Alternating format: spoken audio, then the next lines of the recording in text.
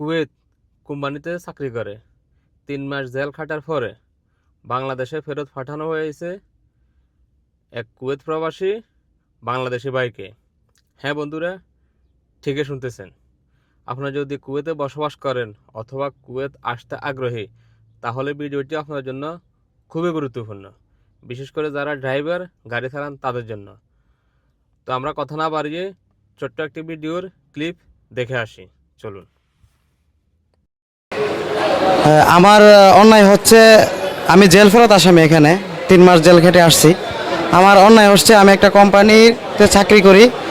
আমার পার্সোনাল গাড়ি ছিল। এই গাড়ি থেকে কিছু লুক পাইছিল আর কি, যার কারণে আমাকে পুলিশ গ্রেফতার করে, সিআইডি। মানে আমি প্যাসেঞ্জার টানছিলাম, ঠিক আছে। তো ওরা আমারে গ্রেফতার করে। আপনার কুয়েতের আইন অনুযায়ী 150 টাকা জরিমানা, এই কুয়েতি দিনার আর কি, 150 টাকা জরিমানা এবং 48 ঘন্টা জেল। কিন্তু তারা অপরাধ ও অন্যায়ভাবে আমাকে প্রায় 2.5 মাসেরও দীর্ঘ যাবৎ জেল খাটাইছে। আপনারা ভিডিওতে দেখছেন এক প্রবাসী ভাই বাংলাদেশ এয়ারপোর্টে বলতেছে যে তার একটি গাড়ি ছিল কুয়েতে, যেটাকে আদি গাড়ি বলে। ওই আদি গাড়ি বলতে অনেকে বুঝবেন না, যারা দেশে আছেন, কুয়েত যারা আছেন তারা বুঝবেন। আদি গাড়ি হচ্ছে যেমন আমার একটা গাড়ি আছে, প্রাইভেট কার গাড়ি। এই গাড়িটা আমার নিজস্ব গাড়ি। এই গাড়ি দিয়ে আমি বিভিন্ন জায়গায় যাত্রী আনা নেওয়া করি। অর্থাৎ যদি কেউ আমাকে কল করে, কোনো প্যাসেঞ্জার পাই, ট্যাক্সির মতন ভাড়া মারি। তো এটা কিন্তু কুয়েতে আইনে নিষিদ্ধ। কুয়েতে একমাত্র যাত্রী টানতে পারবে ট্যাক্সি, যেগুলা সরকারি অনুমোদিত গাড়ি, যেগুলা গাড়িতে লেখা আছে ট্যাক্সি, ওইগুলো কিন্তু যাত্রী আনা নেওয়ার অনুমতি আছে। ওই ওই গাড়িগুলারে পুলিশে ধরলে কিছু করবে না। আর এই ক্ষেত্রে যে পার্সোনাল যে গাড়িগুলো আছে, এই গাড়িগুলো দিয়ে যদি আপনি যাত্রী টানেন, তাহলে যদি আপনাকে পুলিশ ধরে, আপনাকে কিন্তু সফর করে দেব।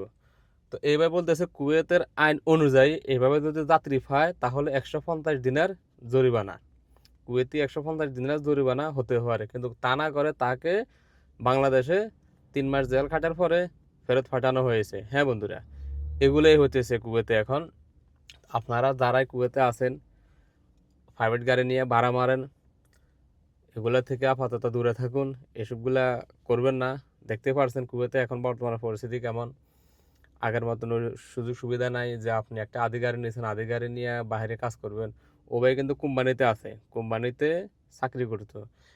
আসলে একটা কোম্পানিতে মানুষ বেতন পায়ও কত টাকা, এটা সবাই জানে। 75 থেকে 80 দিনের, সর্বোচ্চ 100 দিনের, এর উপরে কিন্তু কোনো কোম্পানিতে বেতন নাই। তো এই ক্ষেত্রেও কি করছে, হয়তো কিছু আউট ইনকামের আশায় সে গাড়ির নিচে গাড়ি নিয়ে বিভিন্ন জায়গায় ভাড়া মারতো।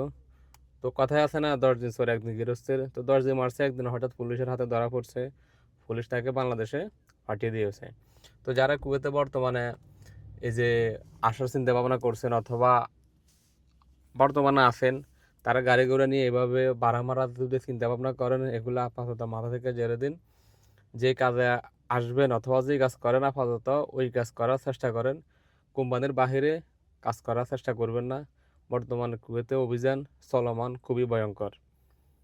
রাস্তাঘাটে প্রচুর চেক, বিশেষ করে এর মাধ্যমে দেখতেছি আমি গাড়ি চেক করতেছে বেশি।